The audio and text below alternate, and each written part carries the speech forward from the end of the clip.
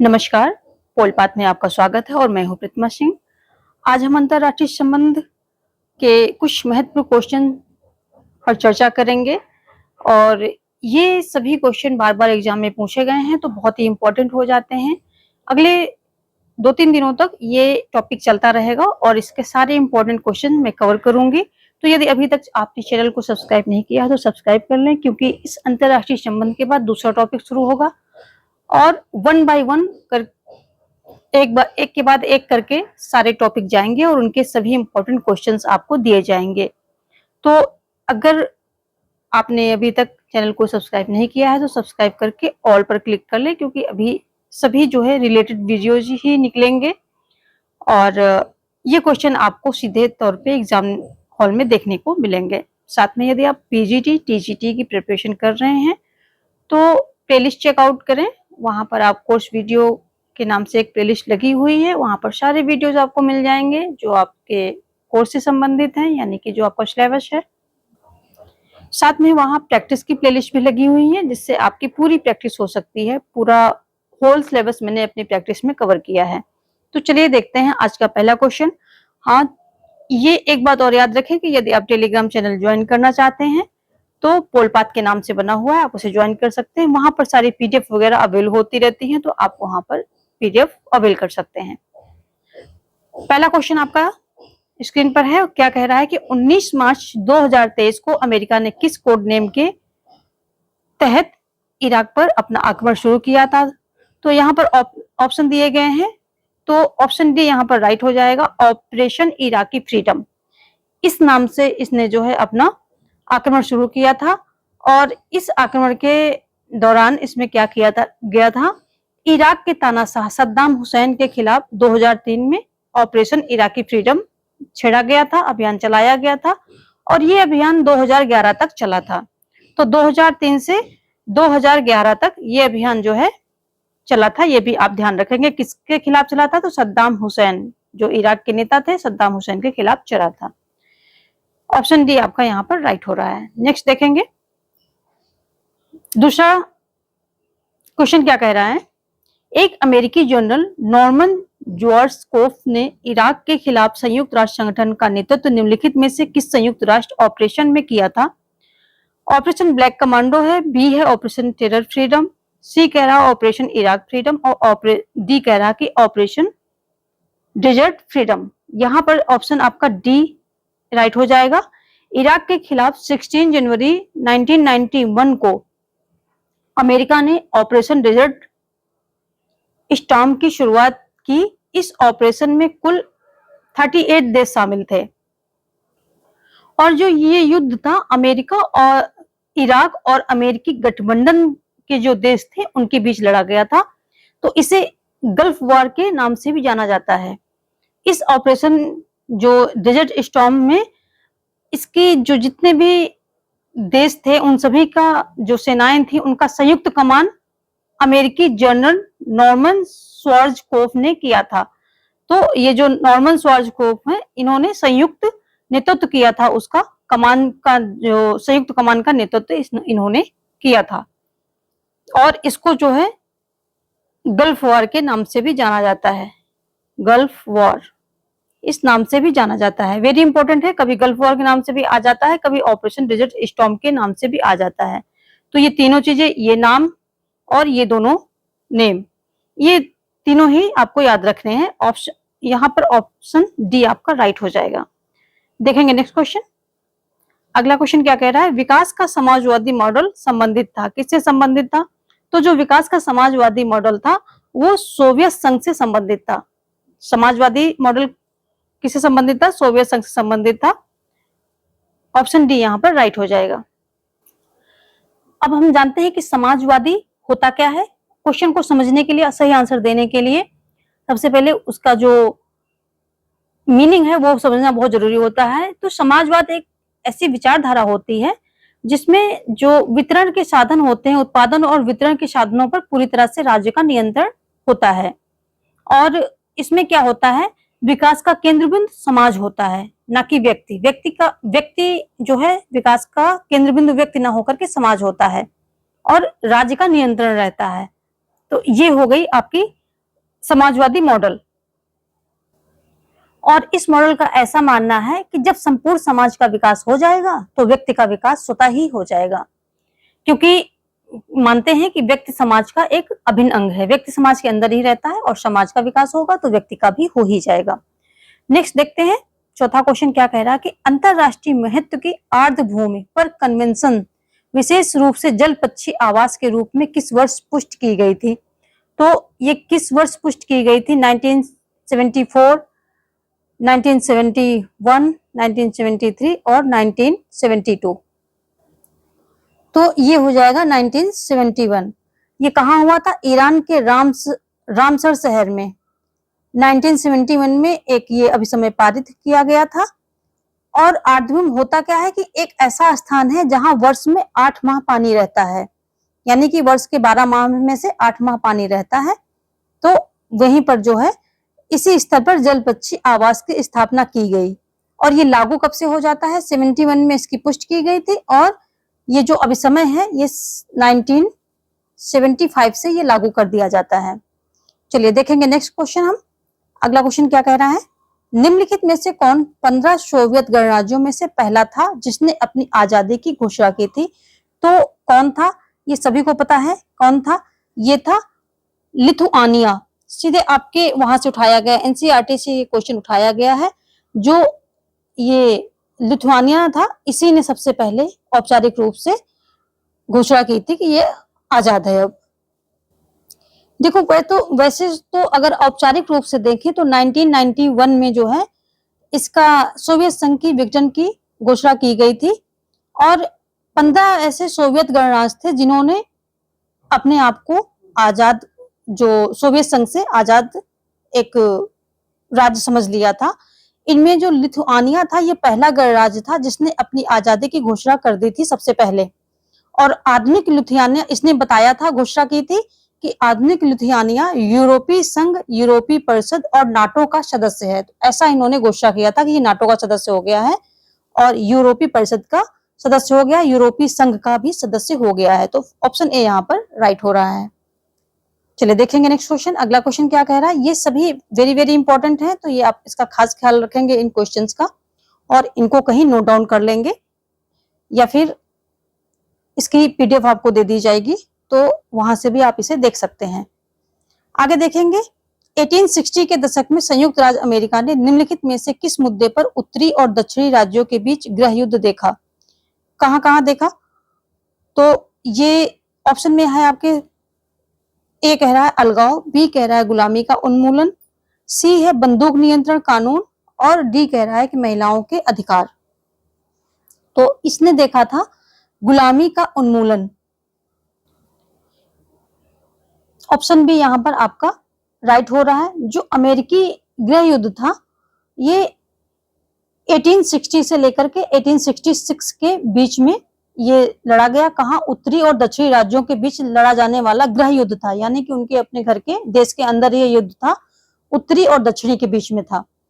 ये युद्ध ऐसा था कि दास प्रथा के कारण जो उत्पन्न हुआ, ये दास प्रथा के कारण उत्पन्न हुआ था और इसमें जो उत्तरी राज्य विजयी हुए थे, इस युद्ध में 6 लाख से अधिक अमेरिकी सैनिक भी मारे गए थे। तो ऑप्शन यहाँ पर बी आपका राइट हो जाएगा।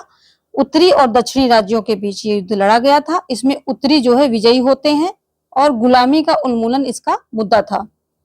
चलिए आगे देखेंगे। कारेल वासक ने फ्रांसीसी क्रांतिकारी नारे के अनुसार मानवाधिकारों के ऐतिहासिक विकास को वर्गीकृत करने की मांग की है। तो कौन सा किया है? तो जो कारेल वासक थे ये, इन्होंने कौन सा नारा दिया था? स्वतंत्रता, समानता और बंधुत्व। ऑप्शन डी यहाँ पर राइट हो जाएगा। थोड़ा क्वेश्चन को घुमा के पूछा है।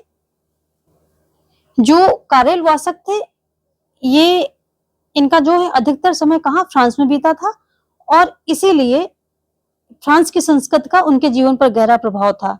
इसी कारण उन्होंने फ्रांसीसी क्रांतिकारी नारे स्वतंत्रता, समानता और बंधुत्व के अनुसार मानव अधिकारों के ऐतिहासिक विकास को वर्गीकृत करने की मांग की थी।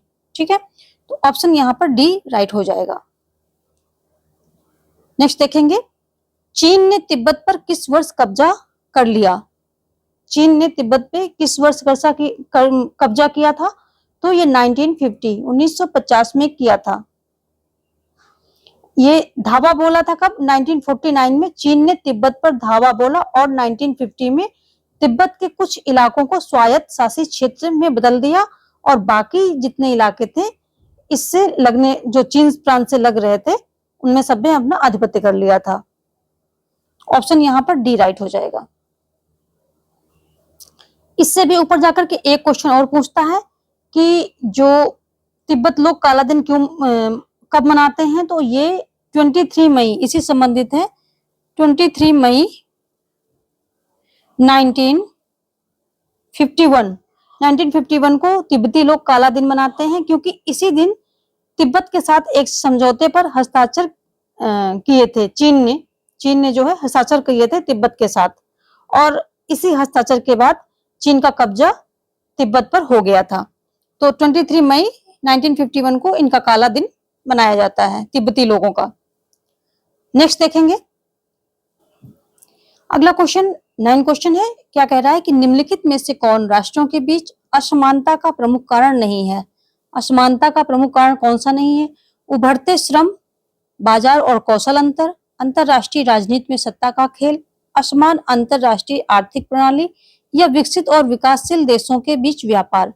तो ऑप्शन डी जो है ये नहीं है, असमानता का प्रमुख कारण नहीं है। ऑप्शन डी यहाँ पर राइट हो जाएगा। विकसित तथा विकासशील देशों के बीच व्यापार सहयोग पारस्परिक विकास का कारण है, जिससे राष्ट्रों के बीच असमानता को दूर करने में मदद मिलती है। तो ये असमानता का कारण नहीं होगा बल्कि असमानता को दूर करने का एक साधन है। तो देखेंगे यहाँ पर ऑप्शन डी राइट हो रहा है। नेक्स्ट क्वेश्चन देखते हैं।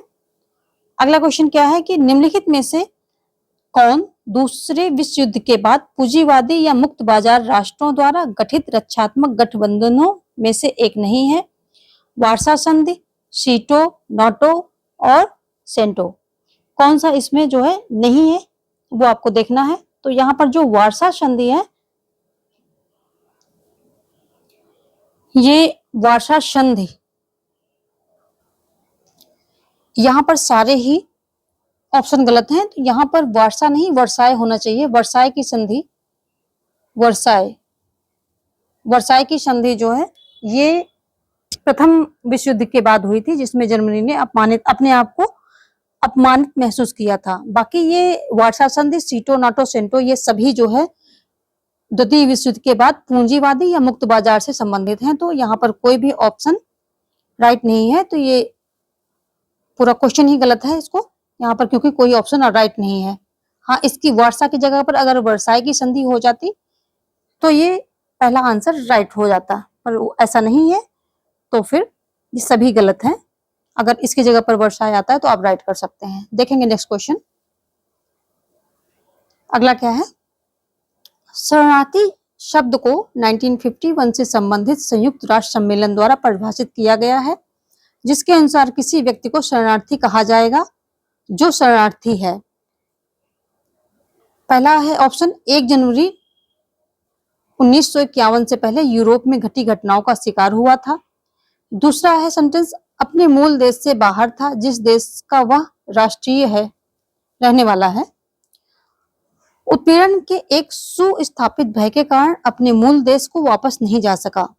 यहाँ पर 3 सेंटेंस दिए हैं और तीनों में कौन सा जो है सही है, जो कि शरणार्थी शब्द के लिए उपयुक्त बैठते हैं।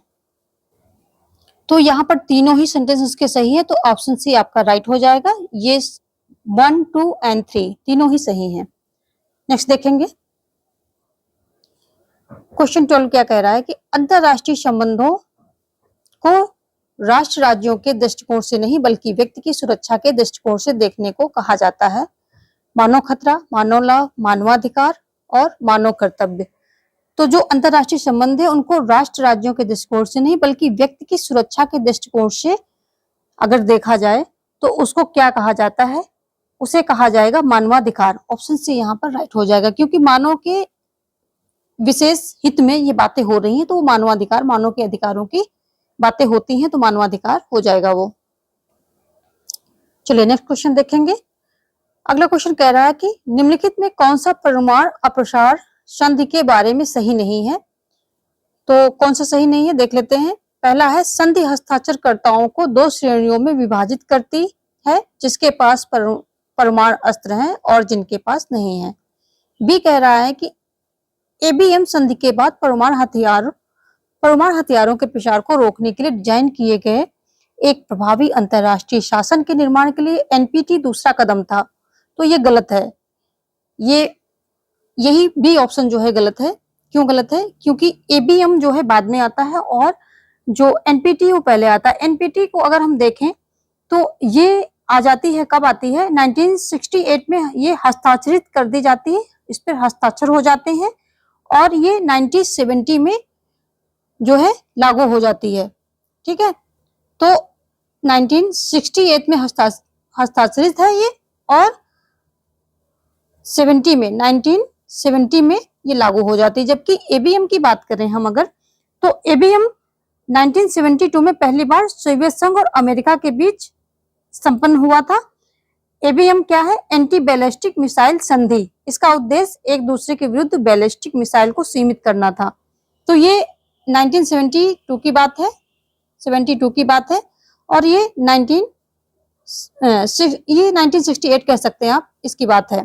तो एनपीटी दूसरा कदम नहीं हुआ, तो यही गलत हो जाएगा। बाकी सब सही होंगे क्योंकि एक ही गलत पूछ रहा है, कौन सा सही नहीं है। सी में है, यह गैर हथियार राज्यों को परमाणु सामग्री के अपने होल्डिंग्स के निरीक्षण के लिए प्रतिबद्ध करता है। ये भी सही है। और पहले मुख्य रूप से हथियार प्रणालियां समानता और संबंधित भू रणनीतिक पर ध्यान केंद्रित किया गया था। तो सारे सही हैं, बी को छोड़ करके यही आपका आंसर हो जाएगा। नेक्स्ट क्वेश्चन क्या है? आत्मनिर्णय से संबंधित ये क्वेश्चन है और क्या कह रहा है कि आत्मनिर्णय की अवधारणा के संबंध में निम्नलिखित में से कौन सा कथन गलत है?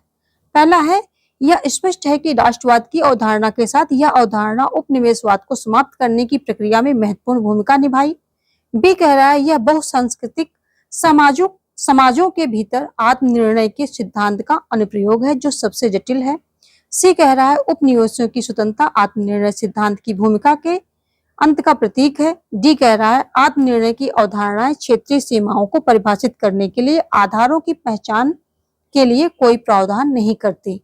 तो आत्मनिर्णय से संबंधित ये क्वेश्चन है और इसमें कौन सा राइट है वो आपको देखना है। यहाँ पर हो जाएगा आपका सी ऑप्शन जो है यही राइट हो जाएगा। कौन सा गलत है? तो ऑप्शन सी यहाँ पर गलत है और यही आपका राइट आंसर हो जाएगा। क्योंकि जो राष्ट्रीय आत्मनिर्णय की अवधारणा का आशय एक ऐसी अवधारणा से होता है जिसके अंतर्गत यह स्वीकार किया जाता है कि प्रत्येक राष्ट्र को स्वाधीन रहने तथा अपने लिए उपयुक्त शासन प्रणाली का चयन करने का पूर्ण अधिकार है। ऑप्शन सी यहाँ पर गलत है, ये कथन गलत है, तो यही आपका आंसर भी हो जाएगा। नेक्स्ट देखेंगे, चीन के बारे में दिया गया है। क्या है? चीन के बारे में किसने एक बार कहा था, यह एक सोता हुआ दैत्य यानी कि जायंट है, इसे सोने दो क्योंकि अगर यह जाग गया तो दुनिया को हिला देगा। ऐसा किसने कहा था? जवाहरलाल नेहरू है, नेपोलियन है, अलेक्जेंडर फर्स्ट है और लॉर्ड लिटन है। तो ये कहा था नेपोलियन ने। ऑप्शन बी यहाँ पर राइट हो जाएगा। नेक्स्ट देखेंगे, फिर चीन की जो पीपल्स लिबरेशन आर्मी यानी पीएलए है, इस पार्टी से संबंधित क्वेश्चन है। क्या है कि चीन की पीपल्स लिबरेशन आर्मी के संबंध में निम्नलिखित में से कौन सा सही है? पीएलए का गठन वर्ष 1927 में हुआ था। 1937 में जापानियों द्वारा चीन पर हमला करने के बाद इसे पीएलए का नाम दिया गया था। जबकि थर्ड कह रहा है कि झू डे और माओ जेडोंग पीएलए के मुख्य संस्थापक हैं। तो यहाँ पर ये तीनों ही सेंटेंस राइट हैं, इसलिए आपका ऑप्शन बी राइट हो जाएगा। ये जो पीपल्स लिबरेशन आर्मी चीन तथा चीन की कम्युनिस्ट पार्टी की सेना का नाम है। इसकी 5 मुख्य शाखाएं हैं। कौन कौन सी हैं? स्थल सेना, जल सेना, वायु सेना, रॉकेट सेना और रणनीतिक सेना। ये 5 इसकी शाखाएं हैं। इन शाखाओं के ये नाम है। और जो पीपल्स लिबरेशन आर्मी का गठन 1 अगस्त 1927 में किया गया था और जो मौसे तुंग तथा झूडे इसके मुख्य संस्थापक थे। तो तीनों ही सेंटेंस यहाँ पर सही हैं। ये डेट भी सही है और साथ में जो पीएलए के बारे में जो भी बातें यहाँ बताई गई हैं ये सभी सही हैं। आगे देखेंगे। अगला क्वेश्चन कह रहा है कि आतंकवादियों को एक देश में एक से अधिक देशों में संचालित करने के लिए प्रशिक्षित किया जाता है, उसे कहा जाता है, क्या कहा जाता है? सीमा पर आतंक कहा जाता है या अंतरराष्ट्रीय आतंकवाद कहा जाता है? बहुत सारे आपके पास ऑप्शन दिए गए हैं, तो यहाँ पर हो जाएगा ऑप्शन बी राइट, क्योंकि जो बहुत सारे देशों के लिए प्रशिक्षित किए जाते हैं ऐसे आतंकवादियों को कहा जाता है अंतरराष्ट्रीय आतंकवाद, अंतरराष्ट्रीय आतंकवाद कहा जाता है। तो ऑप्शन बी यहाँ पर राइट हो जाएगा। अगला क्या है? अपार्थीड से संबंधित क्वेश्चन है, यानी कि रंग भेद। रंग भेद का संबंध किस देश से है? इटली है, दक्षिण अफ्रीका है, फ्रांस है, भारत है, किससे संबंधित है? तो ये सभी को पता होगा कि रंग भेद का जो संबंध है सीधा सीधा दक्षिण अफ्रीका से है। ऑप्शन बी यहाँ पर राइट हो रहा है। और इसके लिए जो कलर्ड लोग थे उन्होंने बहुत ज्यादा संघर्ष किया, तब जाके उसको इस रंग भेद से फुर्सत मिली। आगे देखेंगे हम। 19 क्वेश्चन है, मानवाधिकारों से संबंधित है। मानवाधिकारों की सार्वभौम घोषणा के बारे में सही तथ्य क्या है? यह दस्तावेज बिल्कुल अंग्रेजी मैग्ना कार्टा और अमेरिकी अधिकारों के बिल की प्रति है। बी कह रहा है कि इसे 10 दिसंबर 1948 को संयुक्त राष्ट्र आर्थिक और सामाजिक परिषद द्वारा अपनाया गया। सी कह रहा है इसे 10 दिसंबर 1948 को फ्रांस में उद्घोषित किया गया। डी कह रहा है एलेनोर रूजवेल्ट ने यूडीएचआर मसौदा समिति की अध्यक्षता की। तो मानवाधिकारों की सार्वभौम घोषणा के बारे में सही तथ्य है, क्या सही तथ्य है वो आपको देखना है। यहाँ पर आपका ऑप्शन डी राइट हो जाएगा, बाकी सभी क्वेश्चन गलत है। जो मानवाधिकार पर सार्वभौमिक उद्घोषणा को 10 दिसंबर 1948 को संयुक्त राष्ट्र महासभा के द्वारा, यहाँ संयुक्त राष्ट्र आर्थिक और सामाजिक परिषद द्वारा नहीं बल्कि संयुक्त राष्ट्र महासभा द्वारा अपने तृतीय वार्षिक अधिवेशन में स्वीकार किया गया था। और इस घोषणा में कितने अनुच्छेद हैं? कुल 30 अनुच्छेद हैं। तो ये भी आप ध्यान रखेंगे कि यहाँ पर 30 अनुच्छेद हैं। इस घोषणा में 30 अनुच्छेद हैं। महासभा के द्वारा फ्रांस में इसके जो है स्वीकार किया गया था, अपने जो तृतीय वार्षिक अधिवेशन था उसमें। और मानवाधिकार की अगर हम बात करें कि ये अधिकार होते क्या है, तो ये अधिकार मनुष्य के सर्वांगीण विकास के हेतु अनिवार्य होते हैं और ये माना जाता है कि ये प्रकृति प्रदत्त है, इन्हें कोई भी राज्य व्यक्ति से छीन नहीं सकता है। तो ऑप्शन डी यहाँ पर राइट है, बाकी सभी में कुछ ना कुछ गड़बड़ी है, तो ये सभी जो है गलत है। डी आपका आंसर हो जाएगा। चलिए आगे देखेंगे। अगला क्वेश्चन क्या कह रहा है? किस वर्ष में नेपाल राजतंत्र को खत्म करने के बाद लोकतांत्रिक गणराज्य बन गया? तो यहाँ पर जो है क्वेश्चन ये बार बार पूछा जाता है, तो ये हुआ था 2008 में। ऑप्शन यहाँ पर बी राइट हो जाएगा। चलिए देखेंगे नेक्स्ट क्वेश्चन। अगला क्वेश्चन है, निम्न में से कौन सी शीत युद्ध की सही समयावधि है? तो अगर सही समय अवधि देखते हैं तो ये हो जाता है 1945, जब द्वितीय विश्व युद्ध हुआ था उसके बाद से लेकर के, और जब तक सोवियत संघ का विघटन हुआ था 1991, तो यही इसकी सही समय अवधि है। तो इस हिसाब से आपका ऑप्शन ए यहाँ पर राइट हो जाएगा। अगर वैसे आपसे पूछा जाता है डेट न दे करके, तो वास्तविक शुरुआत ब्रिटेन के नेता जो चर्चिल थे, इन्होंने 1946 में एक फुलटन भाषण दिया था। उस फुलटन भाषण से जो है वास्तविक शीत युद्ध की शुरुआत मानी जाती है और इसका अंत जो 1991 में रूस के विघटन से माना जाता है। तो यहाँ पर ऑप्शन ए आपका राइट हो जाएगा। नेक्स्ट देखेंगे, जुलाई 1956 में स्वेज नहर पर राष्ट्रीयकरण करने के मिस्र के फैसले ने एक गंभीर संकट पैदा कर दिया, जिसमें विभिन्न देशों द्वारा बल प्रयोग शामिल था। इनमें से एक देश नहीं था। कौन सा नहीं था? यहाँ पर ईरान है, ब्रिटेन है, फ्रांस है, इजराइल है। 4 देश हैं, इनमें से एक कौन नहीं, इसमें इस बल प्रयोग में कौन सा देश शामिल नहीं था। तो हमने सुएज संकट पर पूरा क्लास लिया है, उसमें सारी चीजें बारीकियां बताई हैं। यहाँ पर ऑप्शन ए जो है आपका राइट हो जाएगा, ये शामिल नहीं था, बाकी ब्रिटेन, फ्रांस, इजराइल ये सभी शामिल थे इसमें। तो ऑप्शन ए आपका राइट हो जाएगा। यहाँ पर इसको बहुत छोटी क्लास ली है, लेकिन सारे इंपॉर्टेंट पॉइंट कवर किए हैं। तो सुएज संकट के नाम से आप ये वीडियो देख सकते हैं, प्लेलिस्ट में लगा हुआ होगा। चैनल पर विजिट करके आप सारे वीडियो अवेल कर सकते हैं, तो आप वहां से लेकर के इसको देख लें, क्योंकि यहाँ से बहुत सारे क्वेश्चन बनते हैं। नेक्स्ट देखेंगे, अगला क्वेश्चन क्या है। पश्चिम एशिया की राजनीति और समाज के संबंध में निम्नलिखित कथनों पर विचार करें। पश्चिम एशिया की राजनीति और समाज के संबंध में पहला है, मोटे तौर पर इस क्षेत्र में 4 अलग अलग जाति सांस्कृतिक संस्थाएं हैं, अर्थात तुर्क, फारसी, अरबी और इजरायली। दूसरा कह रहा है, प्राचीन सिल्क रूट जो चीन की यूरोपीय बाजारों से जोड़ता था, जो चीन को यूरोपीय बाजारों से जोड़ता था, इस क्षेत्र से होकर गुजरता था। भारत भी इस व्यापार मार्ग से जुड़ा था। ऑप्शन में आपके पास दिए गए हैं, पहला, दूसरा, केवल पहला और कोई भी नहीं। तो इसमें कौन सा राइट होगा ये आपको देखना है। ऑप्शन ए यहाँ पर आपका राइट होगा, क्योंकि दोनों ही सेंटेंस सही हैं। जो एशिया महाद्वीप का पश्चिमी भाग है, पश्चिम एशिया या मध्य पूर्व के नाम से जाना जाता है, तो ये भी देखेंगे, इसको पश्चिम एशिया और मध्य पूर्व के नाम से जाना जाता है। यह क्षेत्र 8 प्रमुख समुद्रों जैसे कि एशियन सागर, काला सागर, कैस्पियन सागर, फारसी की खाड़ी, अरब सागर, अदन की खाड़ी, लाल सागर, भूमध्य सागर, इन सबसे घिरा हुआ है। इस क्षेत्र में अगर देखा जाए तो 4 प्रमुख जाति संस्कृति के लोग रहते हैं। कौन कौन से? तुर्क, फारसी, अरबी और इजरायली ये रहते हैं। तो पहला आंसर आपका जो है सही है और दूसरा भी सही है। ऑप्शन ए यहाँ आपका राइट हो जाता है। देखेंगे अगला क्वेश्चन, सीटीबीटी संबंधित है। सीटीबीटी यानी कि व्यापक परमाणु परीक्षण प्रतिबंध संधि पर किस वर्ष हस्ताक्षर किए गए थे? तो ये कब किए गए? ये किए गए थे 1996 में।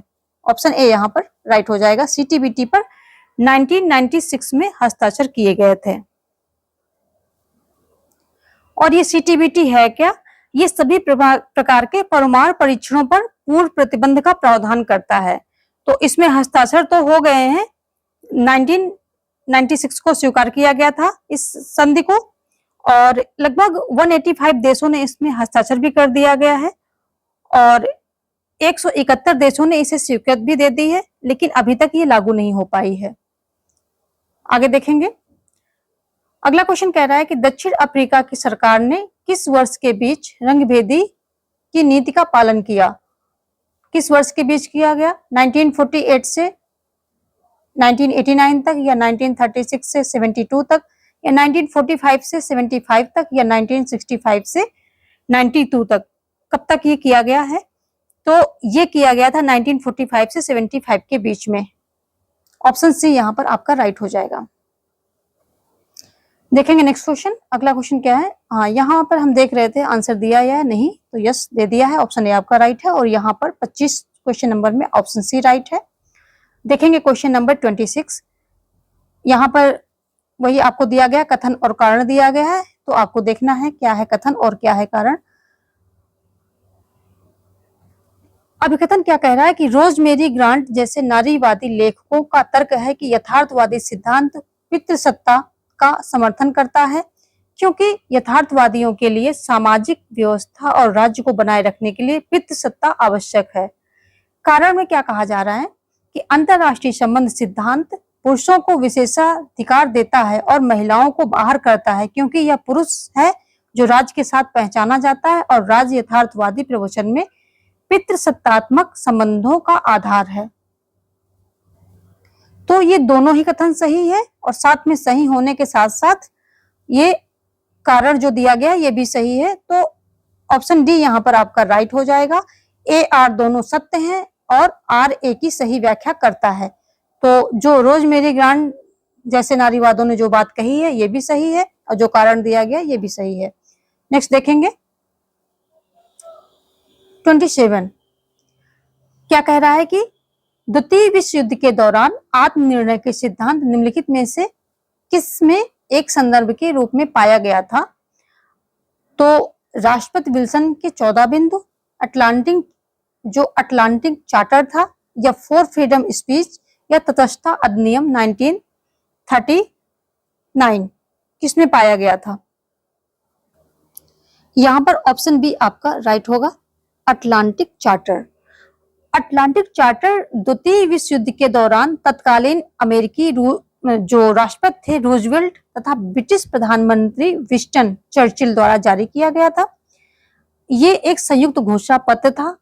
रूजवेल्ट तथा चर्चिल की यह बैठक 1941 के मध्य में यूरोप की भू राजनीतिक परिस्थितियों के संदर्भ में हुई थी और 14 अगस्त 1941 को ये चार्टर जारी कर दिया गया था, लेकिन ये बाध्यकारी नहीं था। फिर भी बाध्यकारी ना होते हुए भी ये काफी महत्वपूर्ण था और इसमें चर्चिल और जो रूजवेल्ट है और चर्चिल की इनके जो दृष्टिकोण थे उसके बारे में आप इस चार्टर से इनके दृष्टिकोणों को समझ सकते हैं। नेक्स्ट देखेंगे, अगला है आधुनिक राष्ट्र राज्य यानी कि नेशन स्टेट की अवधारणा की उत्पत्ति का पता निम्नलिखित में से किससे लगाया जा सकता है? तो यहाँ पर वियना की संधि है, वेस्टफेलिया की संधि है, पेरिस की संधि है, ओस्नाब्रुक की संधि है, ये सभी संधियां हैं। तो किससे लगाया जा सकता है? ये ऑप्शन बी यहाँ पर राइट हो जाएगा आपका, वेस्टफेलिया की संधि से लगाया जा सकता है। नेक्स्ट देखेंगे, क्वेश्चन नंबर 29 क्या कह रहा है कि क्लिंटन प्रशासन के परमाणु कार्यक्रमों के प्रति कैम्प फ्रीज और रोल बैक की नीति अपनाई। तो किसके परमाणु कार्यक्रमों के प्रति ये कैम्प फ्रीज और रोल बैक नीति अपनाई? किसने? क्लिंटन प्रशासन ने अपनाई थी। तो यहाँ पर ऑप्शन में है आपका भारत है, जर्मनी है, चीन है, जापान है। तो ऑप्शन सी यहाँ पर राइट हो जाएगा। जो बिल क्लिंटन थे संयुक्त राज्य अमेरिका के कौन से राष्ट्रपति थे? ये 42वें यानी 42nd राष्ट्रपति थे। इनका कार्यकाल देखें तो 93 से 2001 तक था और इन्होंने ही कैम्प फ्रीज और रोल बैक की नीति का अनुसरण किया था जो चीन के परमाणु कार्यक्रमों के प्रति। तो आप यहाँ पर ऑप्शन सी राइट हो जाएगा, चीन, ये फिल कर सकते हैं। चलिए देखेंगे नेक्स्ट क्वेश्चन।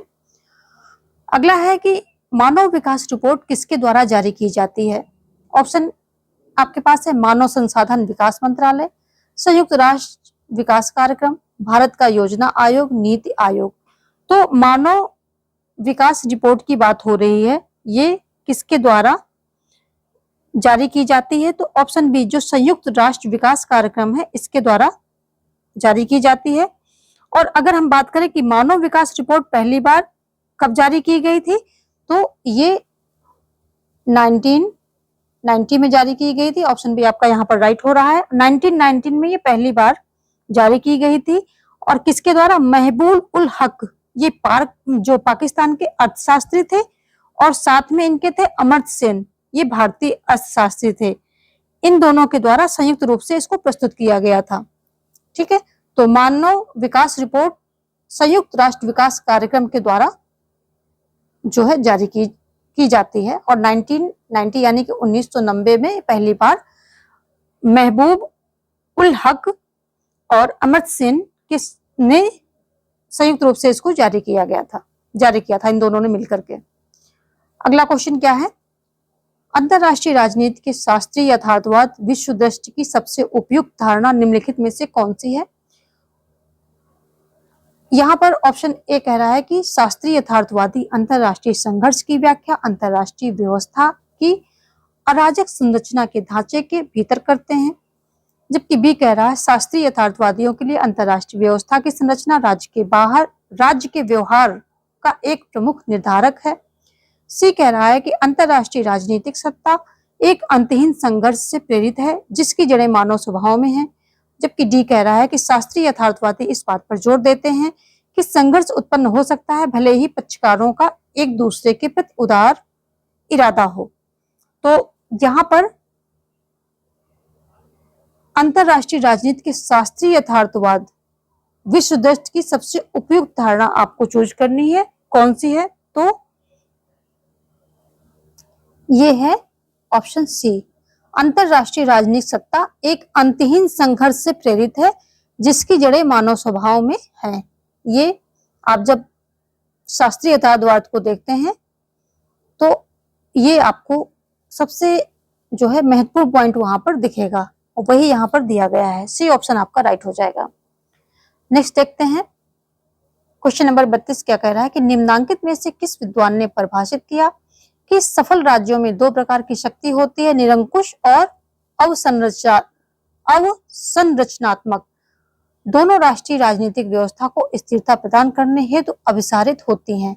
तो ऐसा जो है किस विद्वान ने परिभाषित किया था, ये आपको देखना है कि किस विद्वान ने ऐसा परिभाषित किया था। तो ये माइकल मान के द्वारा ऐसा परिभाषित किया गया था। ऑप्शन सी यहाँ पर राइट हो जाएगा। ये सभी बहुत ही इंपॉर्टेंट क्वेश्चंस हैं, बार बार एग्जाम में पूछे गए हैं। तो आगे आने वाले जो एग्जाम है, यानी कि जैसे कि बीपीएससी आगे लगा हुआ है और भी जो पीजीटी के एग्जाम्स हैं, उनके लिए ये वेरी वेरी इंपॉर्टेंट है। और साथ में ये सेट नेट सभी में, क्योंकि इनका लेवल काफी हाई है, तो ये सभी में काम आएंगे। ऐसा नहीं कि सिर्फ पीजीटी टीजीटी के लिए काम आएंगे, ये सभी के लिए काम आने वाले क्वेश्चंस हैं। जो भी टीचिंग की तैयारी कर रहे हैं, सेट नेट और कोई भी स्टेट की पीजीटी, सभी में इक्वली इंपॉर्टेंट है। क्वेश्चन नंबर 33 देखते हैं। निम्नांकित में से किसने यह विचार दिया है कि युद्ध एक प्रकार से दुश्मन को हमारी इच्छानुसार मजबूर करने के लिए किया गया बल है? ऐसा किसने कहा है? तो ऐसा कहने वाले जो आपके कार्ल वॉन क्लाउज़विट्ज़ हैं, इन्होंने ऐसा बोला है। तो ऑप्शन ए यहाँ पर आपका राइट हो जाएगा। आज का सेशन हम यहीं पर समाप्त करेंगे। उम्मीद है आपको ये सारे क्वेश्चन बहुत ही वैल्यूएबल लगे होंगे और इनसे आपको काफी ज्यादा हेल्प होने वाली है, ये इसके लिए मैं आपको अश्योर कर रही हूँ। तो इन सभी क्वेश्चंस को हल्के में मत लेना, इनको बार बार रिवीजन में ले लेना और इनको या तो आप इस वीडियो को चला करके बार बार रिवीजन में ले सकते हैं या फिर स्क्रीनशॉट लेकर के अपनी एक पीडीएफ भी तैयार कर सकते हैं। साथ में यदि आप चाहें तो हमारा टेलीग्राम चैनल जो है उसको पोलपाथ के नाम से वो भी ज्वाइन कर सकते हैं। आज के लिए इतना ही। तो यदि वीडियो आपको पसंद आ रहा है, यहाँ से आपको थोड़ी भी हेल्प हो रही है, तो इसको वीडियो को लाइक करें, दोस्तों में शेयर करें और यदि अभी तक सब्सक्राइब नहीं किया है तो वो भी कर लें, क्योंकि तभी आपको हमारी सारी वीडियोस मिलेंगी। क्योंकि आगे आने वाले टाइम में ऐसे ही बहुत सारे इंपॉर्टेंट क्वेश्चंस आपके पास जाने वाले हैं, सभी टॉपिक से संबंधित। Thanks for watching. जय हिंद, जय भारत।